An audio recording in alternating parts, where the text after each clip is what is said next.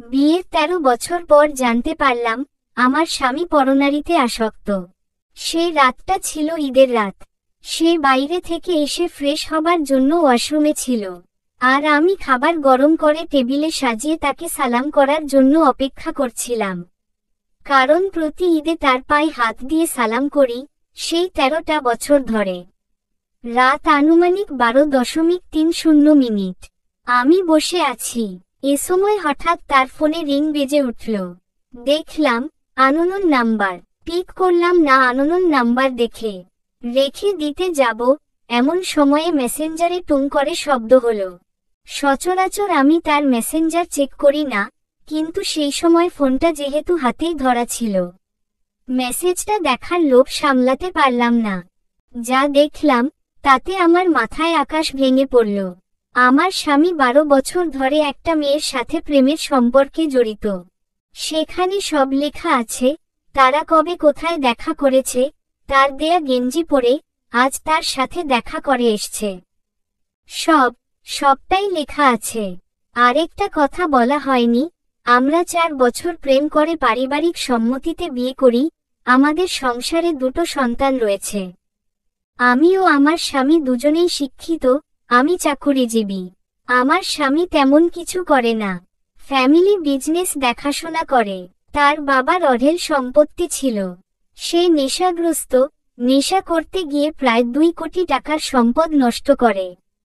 যাই হোক, সন্তানের মুখের দিকে তাকিয়ে তার সবটাই মেনে নিয়েছিলাম। তাছাড়া প্রচণ্ড ভালবাসতাম তাকে। ভাবতাম একসময় সে নেশার জগৎ থেকে ফিরে আসবেই। কিন্তু এখন দেখছি একটা মেয়ের সাথেও জড়িত। মেয়েটি একজন মাদক ব্যবসায়ী, সেই সাথে একটা প্রাইভেট ক্লিনিকের আয়া। অনেকে অনেক সময় এসে বলতো আমাকে এই মেয়ের কথা, কিন্তু স্বামীর প্রতি অগাধ বিশ্বাস আর ভালোবাসা ছিল বলে কোনোদিন বিশ্বাস করিনি।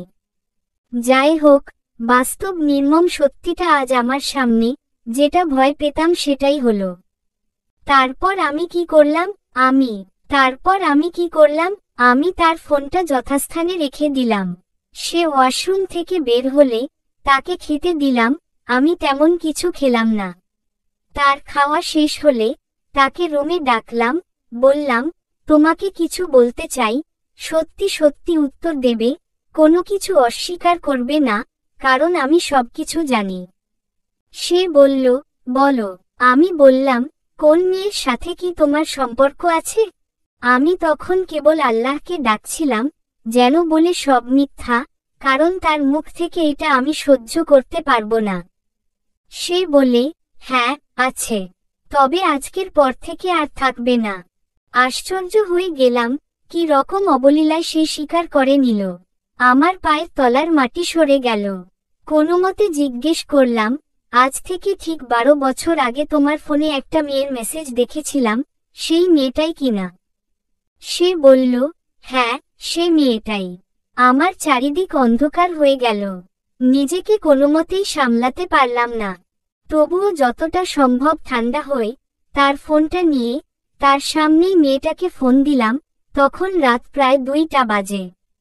রিং হতেই ওপাশ থেকে একটা ছেলে ফোন ধরল। বললাম, এটা কি নাদিরার নাম্বার? লোকটা বলল, হ্যাঁ। বললাম, আপনি কে? বলল, আমি তার স্বামী। বললাম, আপনি কি জানেন আপনার বউ একজনের সাথে প্রেম করে, নাকি নিজের বউকে বিক্রি করে দিয়েছেন? লোকটা বলল, কি যা তা বলছেন? এটা বলতেই আমার হাজবেন্ড আমার হাত থেকে ফোনটা নিয়ে আছাড় মেরে ভেঙে চুরমার করে ফেলল, আর আমাকে ২টা লাথি মেরে বিছানা থেকে নিচে ফেলে দিল। আমি কিছু না বলে আস্তে করে রুম থেকে বের হয়ে আসলাম। চলে গেলাম রান্নাঘরের দিকে। সেই সময় মনে হয় কাঁদতে ভুলে গিয়েছিলাম। বুকটা পাথর, দেয়ালে হেলান দিয়ে বসে পড়লাম। মনে পড়তে লাগলো সেই সব পুরনো দিনের কথা। সেই সময় কলেজে পড়তাম। আমি শহরে কলেজের হোস্টেলে থাকতাম। খালাতো ভাইয়ের ফ্রেন্ড ছিল সে। সেখান থেকেই পরিচয়। ৪ বছর প্রেম। একটা দিনও আমাকে না দেখে থাকতে পারত না। প্রতিদিন দেখা হতো আমাদের। কলেজ ছুটি হলে আমি গ্রামের বাড়ি গেলে আমাকে বাসা পর্যন্ত রেখে আসত। মাঝে মাঝে আমাকে এক নজর দেখার জন্য আমাদের গ্রামের বাড়িতে ছুটে যেত ৮০ কিলোমিটার পথ পাড়ি দিয়ে। একসময় দেখলাম দুজন দুজনকে ছেড়ে থাকতে পারছি না। পারিবারিক সম্মতিতে হঠাৎ করেই বিয়ে হয়ে গেল। দুজনের মতো সুখী কেউ ছিল না সেদিন। এই ১৩টা বছরে আমি একটা দিনও তাকে ছাড়া ঘুমাইনি। আমি বাবার বাসায় যেতাম না, গেলে দুদিন থেকেই চলে আসতাম। কারণ তার হাতটা ছিল আমার বালিশ। তার বুকে মাথা না রাখলে কিছুতেই ঘুমটা আসতো না। সে রাত করে বাসায় ফিরত, আমি তার জন্য বসে থাকতাম। সে আসলে একসাথে খেতাম। আমার দুটো বাচ্চায় সিজারিয়ান। ওটিতে ঢোকার আগ মুহূর্তে তার সে কি কান্না! এই ১৩টা বছরে আমাকে কোনোদিন অবহেলা করেনি। আমি যা চেয়েছি তাই এনে দিয়েছে, আমি যা করতে বলেছি তাই করেছে। খারাপ অভ্যাস ওই একটাই ছিল, মাদকাসক্তি। বোঝাতাম তাকে, ভেবেছিলাম সেটাও আস্তে আস্তে ঠিক হয়ে যাবে। আমি সারাক্ষণ আমার বাচ্চা আর সংসার নিয়ে ব্যস্ত থাকতাম। সংসারের প্রতি তার কোনোদিনই মনোযোগ ছিল না। বাজার করা থেকে রান্না করা, সংসার সামলানো, বাচ্চাদের স্কুল সবটাই আমাকে একাই সামলাতে হতো। তবুও ভালো ছিলাম, সুখী ছিলাম। বাসার প্রত্যেকটা কোণা আমার নিজ হাতে সাজানো। আমার সেই ভালোবাসার মানুষটা কি করে আমার সাথে প্রতারণা করতে পারল, যাকে ছাড়া আমি আমার জীবনের একটা দিনও কল্পনা করতে পারি না, সে শুধুই ঠকিয়ে এসছে আমাকে। আমি আর কিছুই ভাবতে পারলাম না। মৃত্যুর পথ বেছে নিলাম। অন্য রুমে গিয়ে দরজা বন্ধ করে ফ্যানের সাথে ওড়না পেঁচিয়ে ঝুলে পড়লাম। তারপর দরজা ভেঙে আমার হাজবেন্ড আমার গলা থেকে পেঁচানো ওড়না খুলেই আমার গালে ঠাস ঠাস করে ২টা থাপ্পড় বসিয়ে দিল। আমি ২ সপ্তাহ কানে শুনতে পাইনি। সেদিন সে আমাকে সরি বা জড়িয়ে না ধরে থাপ্পড় কেন মারল তা আমার আজও বোধগম্য নয়। কান্নাটা ছিটকে বের হতে চাইল, কিন্তু আটকে যাচ্ছিল হয়তোবা অপমান আর অভিমানের চাপে। শুধু দুচোখ দিয়ে অশ্রু আর বুক থেকে হেঁচকি উঠে আসছিল। যাই হোক, দরজা ভাঙার শব্দে আমার শাশুড়ি আর আমার ৫ বছরের ছোট বাচ্চাটা জেগে গেল। আমার বাচ্চাটা জেগেই কান্না শুরু করে দিল। বাচ্চার কান্না দেখে বুকে জড়িয়ে নিলাম। শাশুড়ি সব শুনে কিছুক্ষণ থ হয়ে বসে থাকল, তারপর আমাকে ছেলের পক্ষ হয়ে বোঝাতে শুরু করল। বলল, বাচ্চা কাঁদছে, তাকে নিয়ে শুয়ে পড়ো। প্রায় ভোর হয়ে আসলো, শুয়ে পড়লাম। সেদিন থেকে আমার খাওয়া, ঘুম সব কোথায় যেন হারিয়ে গেল। আমি সর্বোচ্চ শিক্ষায় শিক্ষিত, আর সেই মেয়ে একজন অশিক্ষিত আয়া। আমি কি করে এত বড় অপমান সহ্য করব? তাকে সারাক্ষণ জিজ্ঞেস করতে লাগলাম, সেই মেয়ের সাথে তোমার কতদূর সম্পর্ক? কি করেছ তার সাথে? কতবার তার হাত ধরেছ? কতবার তাকে জড়িয়ে ধরেছ? কতবার তাকে ফোন করতে? তাকে কি কি গিফট করেছ? কোথায় কোথায় দেখা করেছ? কোন কোন রেস্টুরেন্টে দেখা করেছ? কোন পার্কে বসেছ? তাকে কতবার ভালোবাসি বলেছ? ইত্যাদি ইত্যাদি প্রশ্ন করতাম সারাক্ষণ।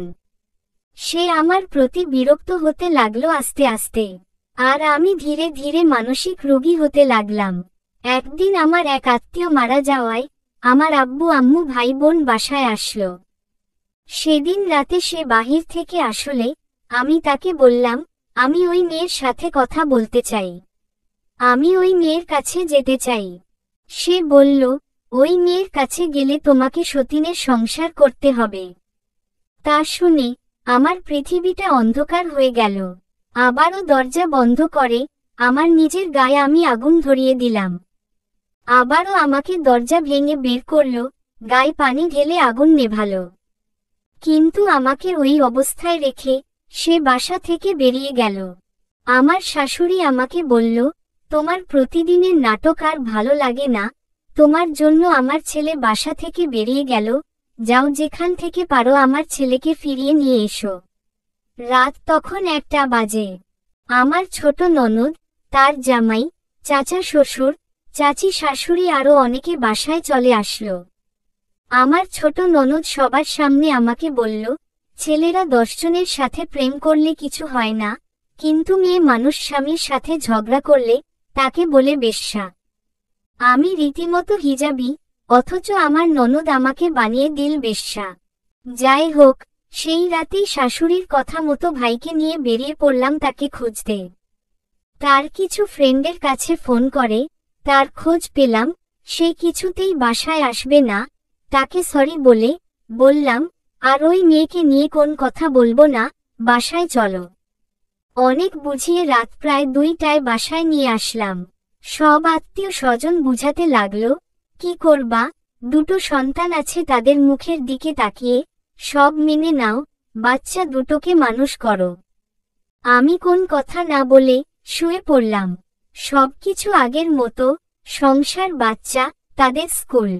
কিন্তু ভেতরের আগুনটা কিছুতেই নেভে না। একদিন ডিসিশন নিলাম, তার সাথে আর থাকবো না, শুধু নিজের সার্টিফিকেটগুলো নিয়ে এই বাসা থেকে চলে যাব। তার বাচ্চাদের সে একা মানুষ করুক, এটাই তার শাস্তি। কিন্তু আমি মা, বাচ্চাদের ছেড়ে যাব ভাবতেই দুচোখ জলে ভরে আসে। সিদ্ধান্ত নিলাম, ছোট বাচ্চাটাকে সাথে নিব। ঢাকায় আমার এক ফ্রেন্ড থাকে, আপাতত তার বাসায় কয়েকটা দিন থেকে একটা চাকরি জোগাড় করে নেব। একটা ছোট ব্যাগ, আমার সার্টিফিকেট আর আমার ছোট বাচ্চা, এসব নিয়েই রওনা হলাম অজানা পথের উদ্দেশ্যে। বাকিটা পরের পর্বে, সত্য ঘটনা অবলম্বনে।